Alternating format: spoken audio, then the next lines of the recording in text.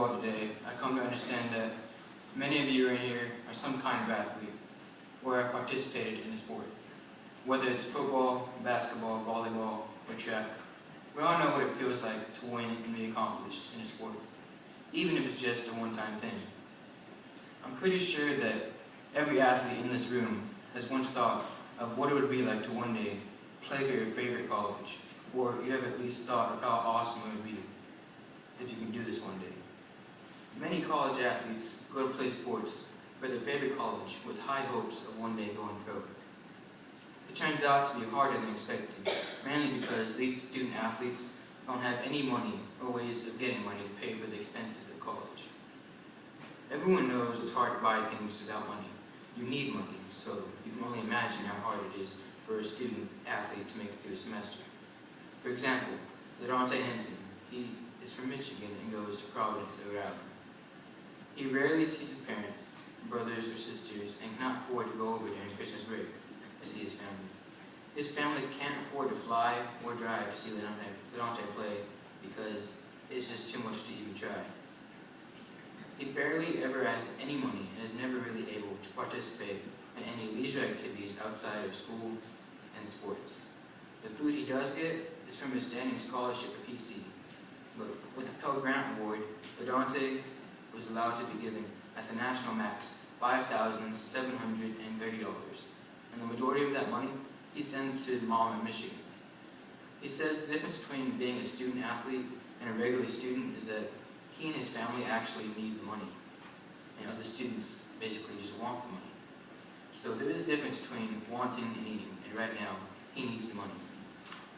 So you can only imagine yourself in his shoes, having to go to college, play sports, and then at the end of the day, have no money to see his family. And they don't have any money to go and see him.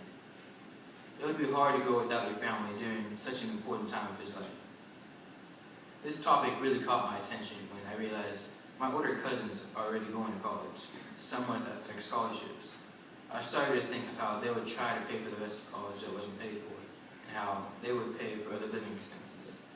While I thought more and more about it, I realized how much more work they would have to put in to pay for everything. I then realized that if I am ever to go to college or any kind of future athletic scholarship, I don't want to have the pain of knowing I'm going to struggle with money and debt. These athletes deserve what they are due for all their hard work put in to make school look good. If they're going to work hard to be successful, then why not pay them for their efforts in doing so? In my thesis, I will explain the average college athlete struggles with money while playing the season, going to school during the day.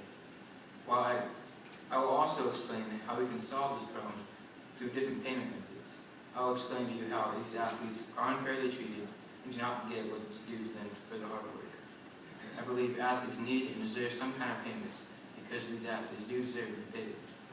A very large part of this debate is that players actually need money, but they do not get what they are due. Instead, everything goes towards the school and coaches. If these schools make so much money just from the sports, then what is wrong with compensating the athlete when they are doing the work? The average football coach makes an estimate of $4 million a year. Are they considered amateur coaches? No, it's their job, is what most people would say. Well, isn't playing the actual sport considered the player's job? And shouldn't you get paid for doing your job? The average basketball player is only supposed to work practice for 20 hours a week according to the NCAA. But the majority practice even longer. Who benefits from the player's hard work? When a team works so hard, they get into the championship. When a team does well, the coach prospers from them with more bonuses for the win. And the school tries to make as much profit off the players as they can. The solution to this problem would be to let the players get jobs. Why won't the schools allow them to get jobs? These players waking up at 5 in the morning, every morning, throughout the season, then go to school, sometimes missing classes for their team, and then go to practice after, and at the end of the day, have no money for themselves. Recently, a basketball player named Matt Steinbrook had to give up his scholarship to his brother. Then he had to quickly find a way to pay for his tuition. It was soon found out that he had been becoming a taxi driver to pay for school. If the NCAA would pay these athletes, they'd be less worried about the players getting into any kind of trouble or danger. A lot of the players come from families who have poor income and a family that can't afford to try to help the athlete. So even a small amount of money can make a huge impact on the player's life and their own life. Overall, the players are doing all this hard work and are getting nothing from their work. So why has compensation of the athlete become an issue if they are doing all the hard work and bringing in such a large revenue? When the team starts going on win streaks, they bring in even larger revenues. Players want to see their teams be successful, so they bring in even larger revenues in bowl games, championship games, etc. And players aren't seeing any part of the work they've accomplished. The colleges also franchise the players in video games, fan jerseys, and other accessories. And the players see none of this money. It all goes towards the school. But because the players have such a deep passion for their team, they keep playing when they don't get paid what they do. This really shows how committed some players are willing to go when they're willing to take their team all the way, knowing that they aren't going to get paid for any of it. You would think the schools would show the same respect and at least pay the boundaries. In the Bible, in 1 Corinthians 16:18, it states, "For they refreshed my spirits and yours also. Such men deserve recognition." So shouldn't we pay these men who refresh our spirits through such sports? They are recognized for their efforts, but they do not receive anything for their efforts to please us, when clearly they deserve the recognition. So why aren't the players at least seeing a fraction of the money that is spent to franchise the players, even if it's just a small amount to get them through the week? Colleges make more money than ever just in sports programs. These sports programs help the school benefit financially in many ways. Paying the athlete increases the chances the player will have to go pro in the future. Sports and academics take up the majority of the player's time, especially during the season. A small amount of money for the week can go a long way for the player. Paying these players will also help those who come from families with low income rates, so these small amounts can really go a long way in the end. Considering we have reached an agreement that athletes deserve payment, there of course will be regulations and boundaries for such payments. Some of these regulations would be that, for now, only men's football and basketball players should get paid for their efforts. Why only pay certain players, you might ask? These two sports bring in the largest revenues for these schools, and these schools and other athletic programs depend on these two sports. So because the two sports play such a huge part in the revenue of the school, only these athletes should get paid. That's just a start in the movement of paying college athletes.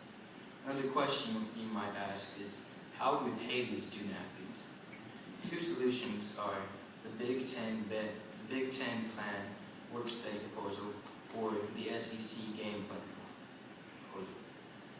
Former president of the NCAA, Miles Brandis, introduced the work study proposal and suggested that they allocate the players and include about a $2,000 to $3,000 cost of living increase to full scholarship. Since athletes are only allowed to practice 20 hours of sports, then they should be paid 20 hours of work study or as a monthly stipend.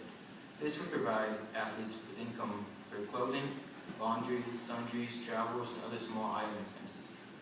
The SEC gameplay proposal suggests that $300 per game or $300 to $1,000 per game would seem fair.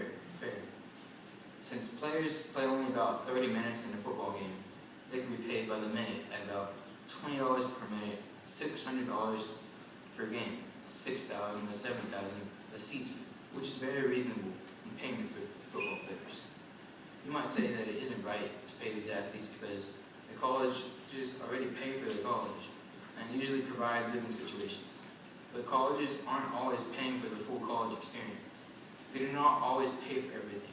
The majority of the time, they still expect the athlete to pay for over half of the college.